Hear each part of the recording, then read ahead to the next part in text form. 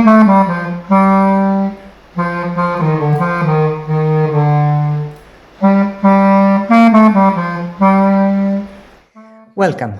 to one more video on subRiemannian geometry. So, Carnot groups can be used to construct Riemannian manifolds that have a curvature that is strictly negative at every point. One considers the semidirect product defined by the action of the real line on a Carnot group given by the one-parameter family of dilations. Such a construction can be made slightly more general and has the name of Heintze groups. In this video, I will revise the notion of a Heintze group and explain some basic consequences and state, without proof, the important theorem due to Heinz. There is a further notion of visual boundary of a negatively curved space, which in the situation of the semidirect product of a Carnot group times R makes us recover the Carnot group. But I will not discuss this in this video. So let G be a Carnot group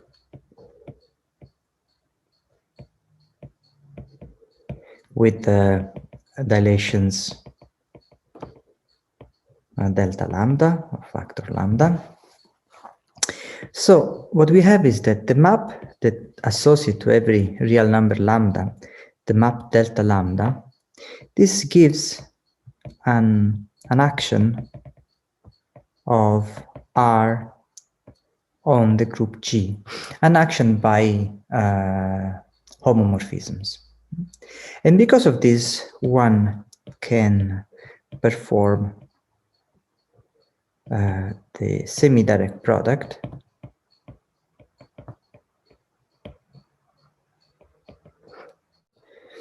G semidirect product R. Okay, I will explain what it means more generally. So just follow me for some time. So the fact here is that G semidirect R, this can be equipped with a left invariant Riemannian metric, Riemannian structure that has negative sectional curvature.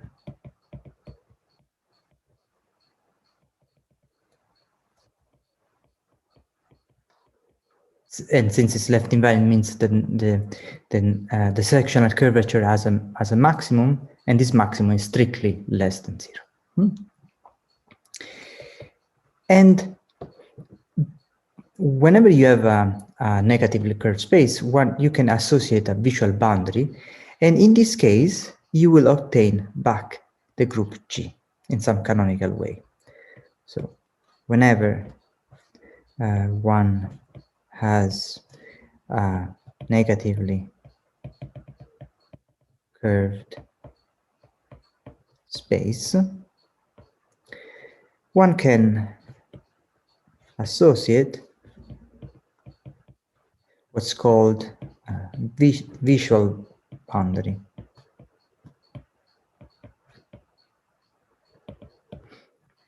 And in this case, the visual boundary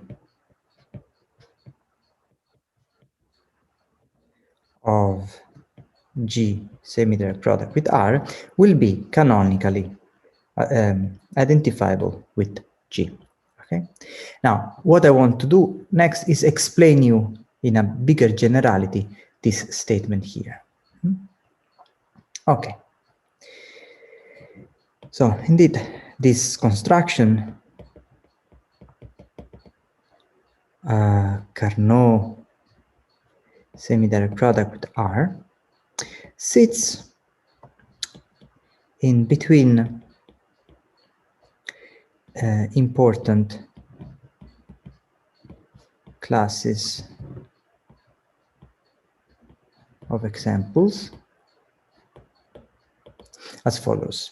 Okay, so let's say that here we have the set of all possible Carnot semidirect product with R.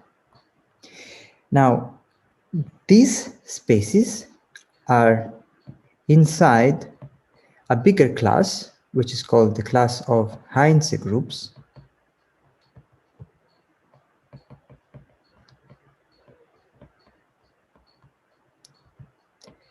And this class is actually equivalent to the class of homogeneous, in the sense of asymmetrically homogeneous Riemannian manifold with negative curvature.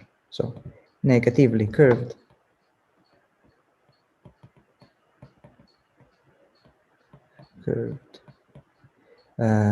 manifold, in the sense of Riemannian manifolds. And inside Carnot semidirect product R, we have some very special class of negatively curved manifold, and these are the rank 1 symmetric spaces.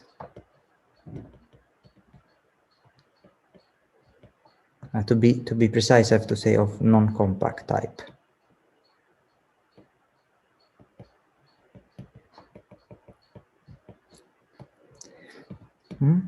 And so these are an object that is quite important in geometry, and all of them have the structure of Carnot semidirect product with R for a special Carnot group, and which is some generalization of a Heisenberg group.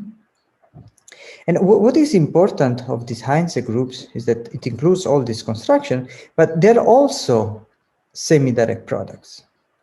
So this group here, they're also semidirect product.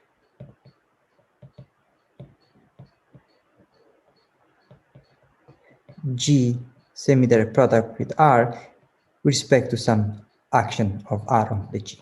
Okay. So next, I want to explain what how one constructs semi-direct products of actions, and which types of groups give Heintze groups. Okay, so let's start more slowly with some definition. Okay, definition. So let's recall what is a derivation. So let's suppose we have a Lie algebra, and then we say that alpha is a derivation on G, so it's in the set der of G. If, so alpha is a map from G to G, linear, such that alpha, it behaves like a derivation with respect to the Lie bracket. So the alpha applied to the Lie bracket is equal to alpha of the first element bracket with the second plus the first one bracket with alpha of the second element. And this is for all x and y in G. Okay, so this is a derivation. Okay, why derivations are important? So, some facts. So whenever you have a derivation on a Lie algebra G, and you also have a, let's take any number t, real number, then first of all, it's completely obvious that T alpha is also a derivation, G, and you can take the exponential Et alpha. This is not a derivation, but this is a group, a Lie algebra automorphism of G. So this is Lie algebra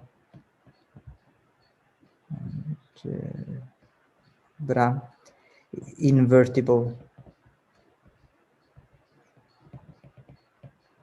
homomorphism. Okay, and moreover, the map that for every t in R associate this Lie algebra automorphism. So the automorphisms are invertible maps, so you can see it as a subset of the general linear group on G. So this map between these two Lie groups is a Lie group homomorphism, and okay, so on of R. So you can also call it a one-parameter subgroup. So this is a Lie group homomorphism. In this case, is a one-parameter subgroup.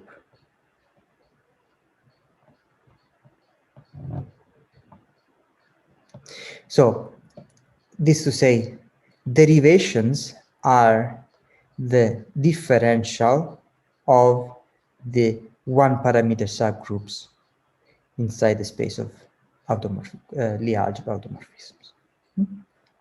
Okay, so this was at the level of the Lie algebra. Let's go now down to the level of group. So if G now is a simply connected Lie group, and G it's Lie algebra, and alpha is a derivation on G, then we can integrate for all t in R, E t alpha is the differential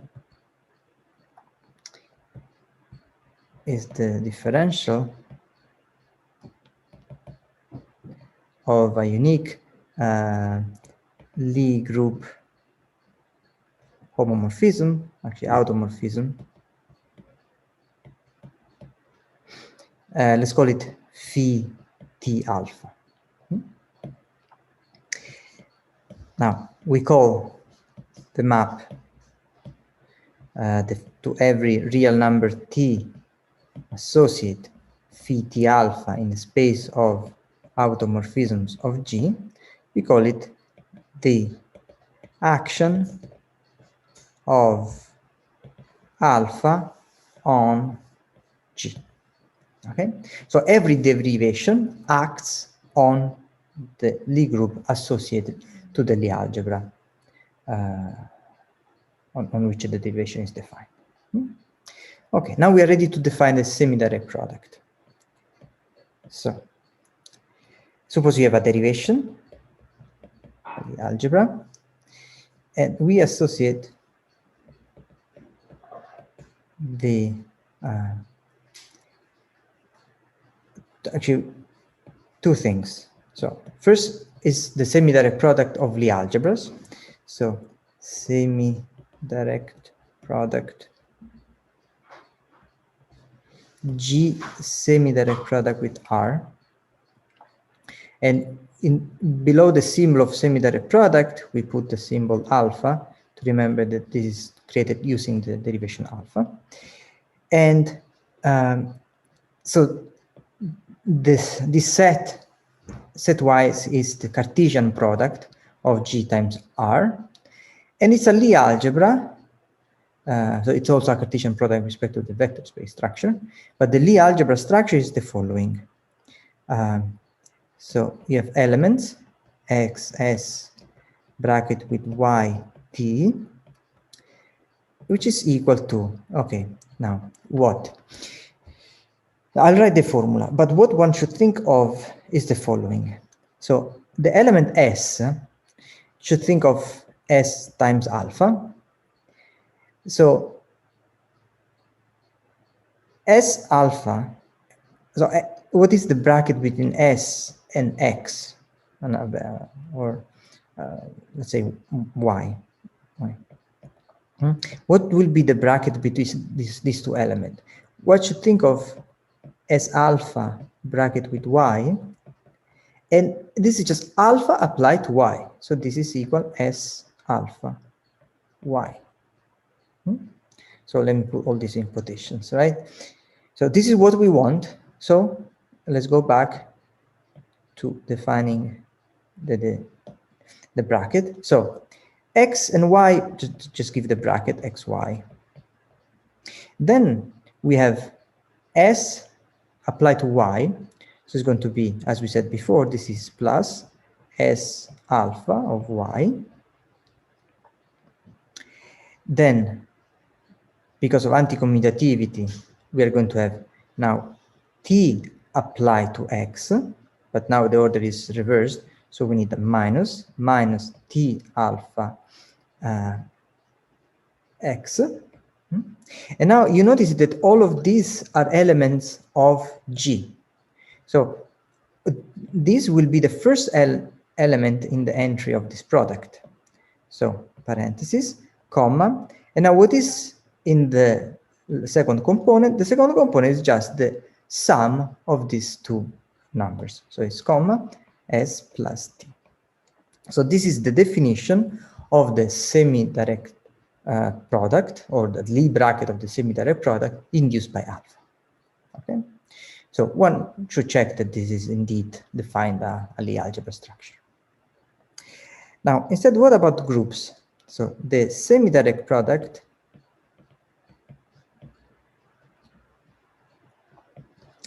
G semi-direct product with respect to alpha with R is the following: GS times HT. By definition, this is G phi T alpha, where this is phi is the group homomorphism associated to alpha. No, actually I have to put S here. So it is like this. So this one times this one. Okay. Now this one acting also.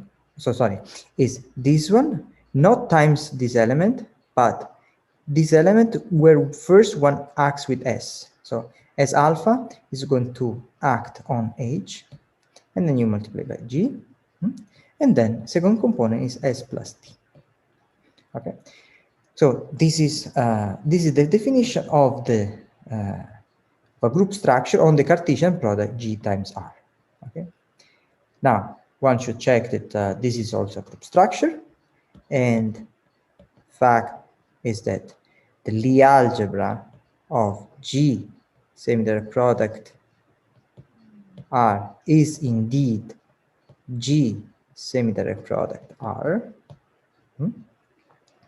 And also a comment on this symbol here. So one should consider this symbol different from this symbol. So why I put this symbol here? Because with this definition, with this bracket, what we have is that G is an ideal in G times R. Likewise, in this case, G will be a normal subgroup on R of the semidirect product. So we are going to have, so let me write it here. And G is a normal subgroup, and this triangle is the symbol for the normal subgroup inside G semidirect product R. Okay, so because of this symbol, we write the triangle in this way, right? Instead, so when you will see a semidirect product of this form, you should understand that if had used the symbol correctly, in this case, H is the normal subgroup in this semidirect product. Okay, and remember, there is a correspondence between ideals in the Lie algebra and normal subgroups in the group, always assuming that we are considering simply connected Lie groups. Okay, so now we recall the semidirect products. Now we're ready to define Heintze groups. So definition, so a Lie group is called Heintze group named after Heintze if it is, okay, one, simply connected,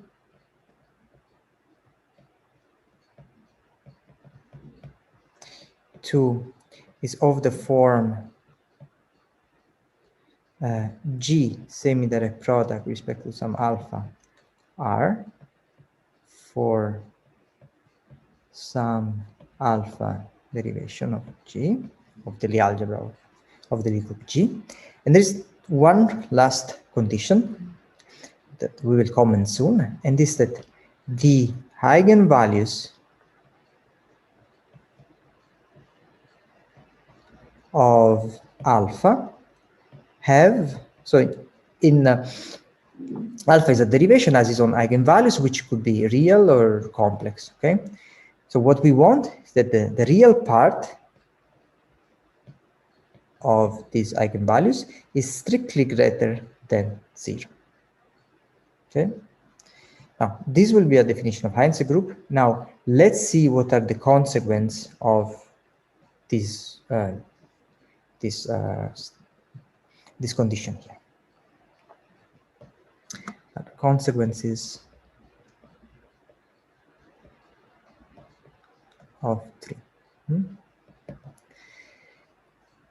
So,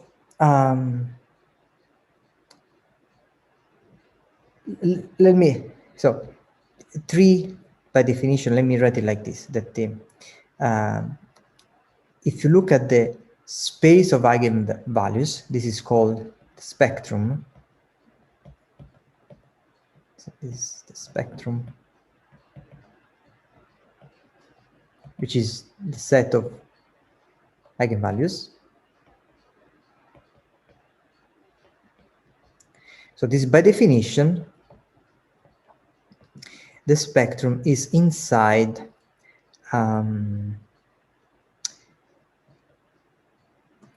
no, 0 is not included, 0, infinity, times IR inside C. Okay, but as a consequence, I claim that if you look at the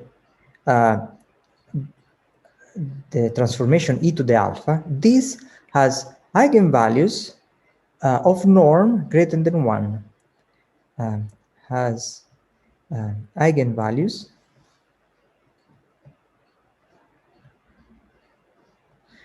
of norm greater than 1. In symbol, this is spectrum of E alpha is inside Z in C, such that norm of Z is greater than 1. Okay, why this is so? Okay, let's clarify this this implication. So, let's say that you have an eigenvector with eigenvalues A plus IB, V, and with A should, we know that it's going to be positive. Now what happens? Okay, what happens when we take e to the alpha to the same vector? Okay, the eigenvectors actually, they're exactly the same. And this is, okay, by definition, this is sum alpha to the k over k factorial of applied to V. Now, if you applied k times alpha, you just get the power a plus ib, the power k of V divided by k factorial. And which is then for is e to the a plus ib times V. Okay, so but if I have e to the a plus ib, right? This is e to the a, e to the ib. Now, this element here, now this has unit norm. So when I take the norm, so this is 1, so this is e to the a, and because a was positive, we get that this is greater than 1. So this is if and only if a is positive. Okay.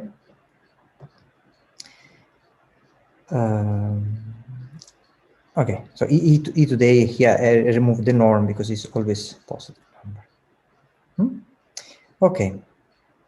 So this was one consequence. Okay, so but what is the meaning of now that e to the alpha has eigenvalues strictly greater than 1 in norm? It means that the map, at least on the level of eigenvector, is expanding.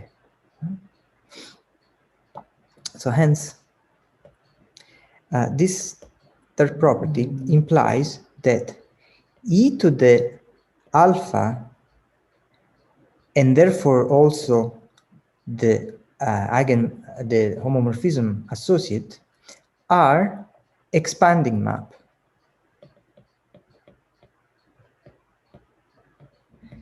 Topologically, it is in the sense that for all vectors that we take in the Lie algebra, minus 0, respectively take a point in G but not the identity, then if you iterate e to the alpha n times apply to the vector x, this goes to infinity in the sense that it leaves every compact set. And respectively, phi alpha power n applied to every point G, this also leaves every compact set. Okay. This one can also rephrase this property with the inverse map. The inverse map means that every orbit converges to the identity. So maybe I will also write it in this form.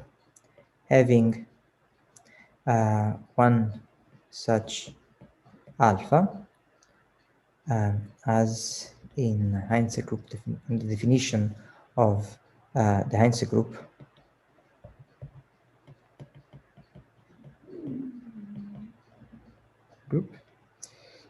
is equivalent to say that the map phi alpha inverse is a contracting homomorphism. Phi alpha minus 1 iterated n times applied to any point G converge to the identity element. This is for all G in G as n goes to infinity. One can actually prove that whenever you have a contracting homomorphism on a group, then the group is necessarily nilpotent. Okay? This was due to Siebert. But more or less, we are going to rephrase this statement here. So let's continue what are the consequences of having a spectrum with real part positive, with the real part greater than 0. So if the spectrum of alpha is in 0 infinity times IR, like in Heintze group, then we can define the this family of subspaces defined for all t in R, Vt to be the sum of over all mu for which the real part, complex number mu, for which the real part is equal to t, of E mu, where E mu is the generalized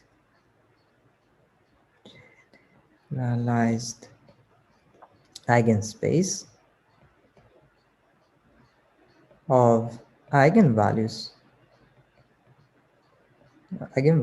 mu. So mu is a complex number. Okay. So more or less, what I'm saying is that you have Jordan decomposition, and every block associated to an eigenvalue, you take that the space associated to that block. Of course, one to really be formal, use to use Jordan form. Either you use the real Jordan form or you pass to the complexified algebra. Okay, I'll just write a small comment here to be precise. So to be formal, one needs to complexify the Lie algebra G, or to use the complex version or the real version of the Jordan decomposition theorem.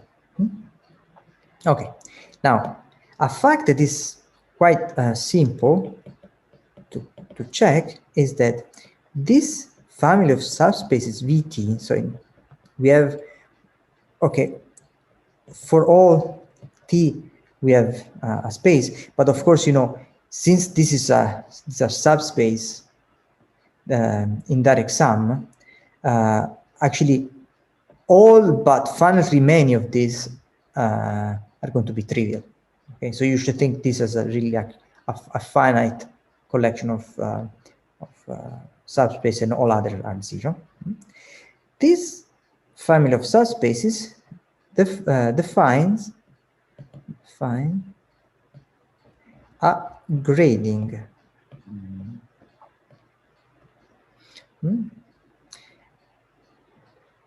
A grading, let me recall, this means that the bracket with Vs and Vt is contained in Vs plus T. Okay, this means grading. So because of this, what we have understood is that, so because of the existence of alpha of this form, with this property here, G is becomes a graded group. Okay, let me recall you in generally what is the meaning of a graded group. So maybe the best terminology is to say positively, but I will omit sometimes the word positively. Graded group is simply connected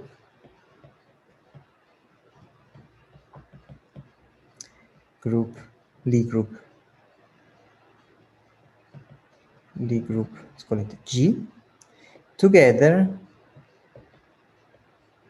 with a direct sum decomposition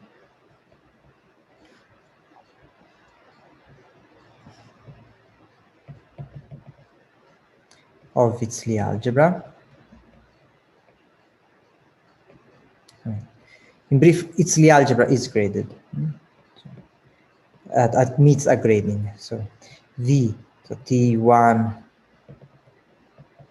VTM, say, for some T1 and Tm, such that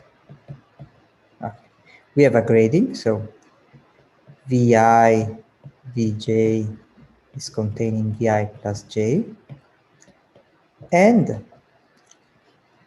all these numbers T1, Tm are strictly positive numbers. Okay, so Heintze groups will be gradable, admit a grading, so they will become graded groups.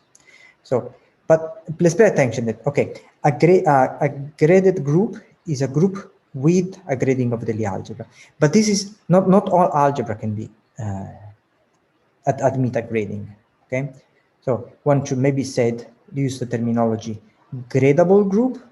A group is gradable, the Lie algebra means a grading, and a gradable group is called graded if one has fixed one such grading. The grading is not unique in general. So some observation. So first of all, so positively graded groups imply, or say gradable, so means it implies that the group is actually nilpotent, because one can iterate the bracket, and every time since you move forward, because all these numbers are greater than 1, so sorry, greater than 0, so if you sum, some point you will become greater than t0, and this should be thought to be 0 when this is not an index of this.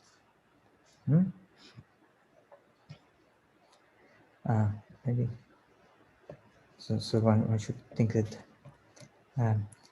equal to 0 if I plus j is not in the set T1, Tm. Okay, so these groups are nilpotent. However, pay attention, because not all nilpotent groups are gradable.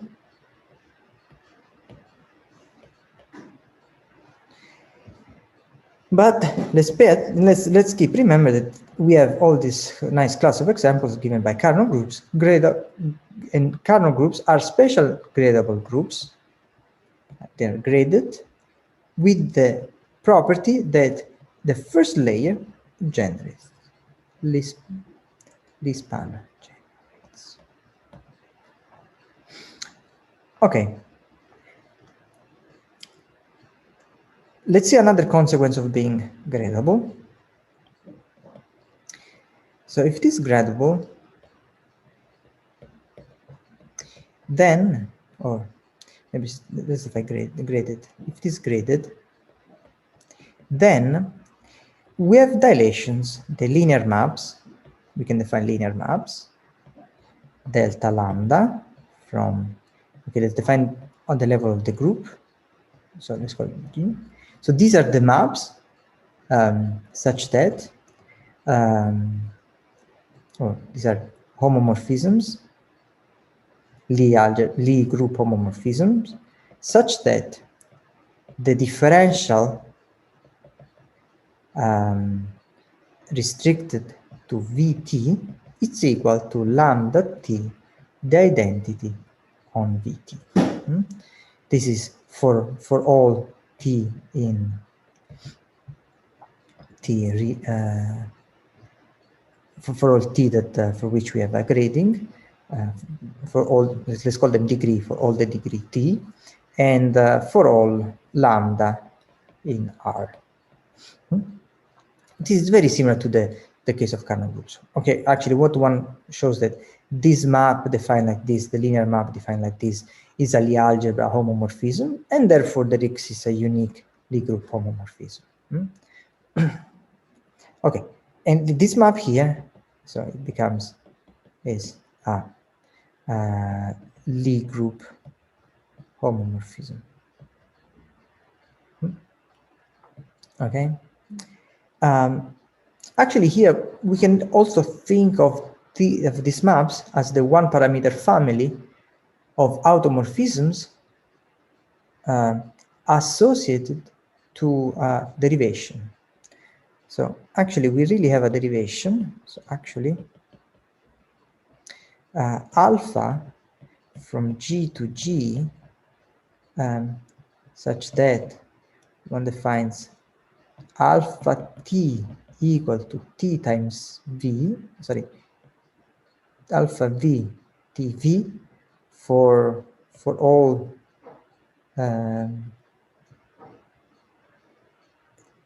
t degrees and for all v in vt.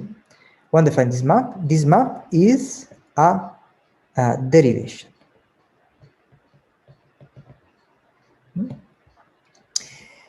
Okay, good. So we have a whenever we have a grading, we have a derivation associated. Moreover, this derivation is very particular because this is a diagonal derivation. One can easily check that not all derivations are necessarily diagonalizable. Okay, so I'll write this as a comment. not all derivations, not even those that are contractible, let me call it Heintze derivations are diagonalizable.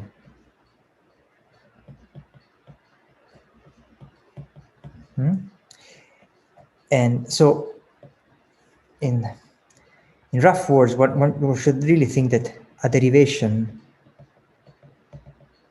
has more information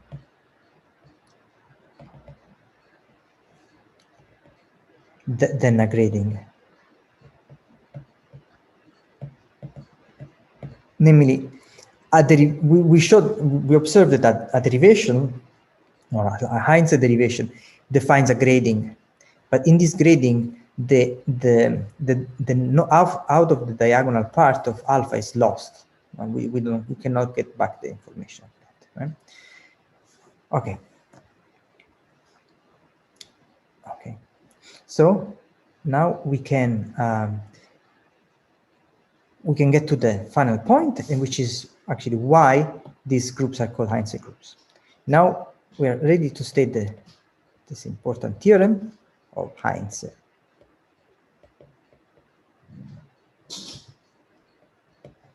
So first of all, suppose you have a Heintze group, G semidirect product R a Heintze group.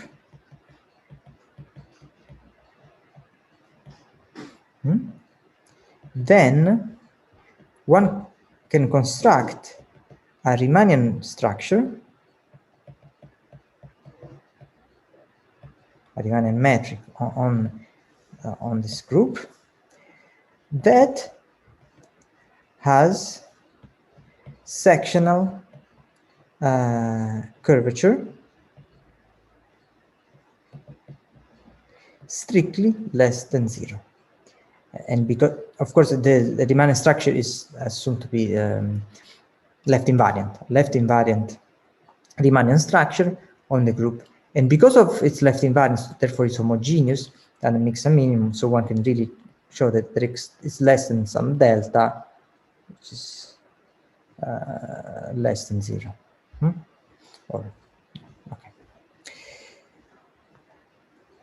Okay, so all Heintze groups are negatively curved, in the sense that they admit a metric that is negatively curved with respect to the sectional curvature. I recall the sectional curvature is the one that where you intersect with you take a plane in the tangent, you take the exponential of this plane, and you get a surface with Gaussian curvature that is negative. This is the sectional curvature. Now, if now I'm going to say the inverse of this theorem. So if you have a Riemannian manifold, so at priori there is no group structure, let's say that it is isometrically homogeneous. So there is the space of isometries sends at any point to any other arbitrary point. If has sectional curvature less than 0, so it's negatively curved, then it is a Heintze group. So then it is as in part 1. So it really has a group structure of a Heintze group, and the metric is in left invariant with respect to this group structure. Maybe I'll write here left invariant. It does not make any sense to consider Riemannian structures on a group that are not left invariant. Otherwise, you're just considering as a manifold. Okay, so this is a theorem. I will not prove it, but this is good to know. And let's go back to understanding what was the statement about the semidirect product of a Carnot group with R with respect to its dilations. Okay, so to summarize, so we have, whenever we have a Carnot group, then this in particular is positively gradable or graded we really have a grading, which means that Carnot semidirect product R is Heinz. One should also observe that the grading starts from 1, right? So the degree are really positive, and therefore the derivation we have eigenvalues, which are actually natural numbers in this case, non-zero, 1, 2, 3, and so on. So this is an example of a Heintze group. And therefore, because of Heintze theorem, the space Carnot semidirect product R admits a Riemannian structure with sectional curvature less than 0. If you like the video, you can let me know by clicking the like button. This will also suggest the course to other people. If you want to see more videos on subRiemannian geometry, please subscribe to the channel clicking below. Bye.